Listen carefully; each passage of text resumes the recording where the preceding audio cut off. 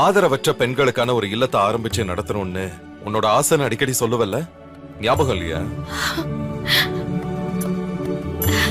ஆமா கௌதம், அது என்னோட ஆசை இல்ல, அது என்னோட கனவு. சொல்ல போனா அது என்னோட லட்சியம்னு கூட சொல்லலாம். இந்த உலகத்துல ஆணுக்கு இருக்கிற சுதந்திரம் ஒரு பெண்ணுக்கு இருக்கிறது இல்ல. ஒரு ஆண் சமூகத்தால புறக்கணிக்கப்பட்டாலும் அவன் தங்குறதுக்கு இடமோ, வயிற்றுக்கு சாப்பாடோ, ஆதரிக்க நண்பர்களோ ஏதோ ஒரு வகையில கிடைச்சிடுது. ஆனா ஒரு பெண் தான் குடும்பத்தாலேயோ தான் குழந்தைங்களாலேயோ புறக்கணிக்கப்பட்டானா ஆதரவு இல்லாதவள் ஆயிடுறா. அதனால அவங்களுக்கு யாருமே இல்லைன்னு வெறுப்பாகி தற்கொலை முடிவுக்கு கூட போயிடுறாங்க. அப்படிப்பட்டவங்களுக்கு ஆதரவா, இளைப்பாடுறதுக்கு ஒரு நிழலா, தங்கறதுக்கு ஒரு இடமா பெண்கள் ஆதரவற்றோர் இல்லத்தை ஆரம்பிக்கணும்னு நான் ஒவ்வொரு நாளும் நினைப்பேன்.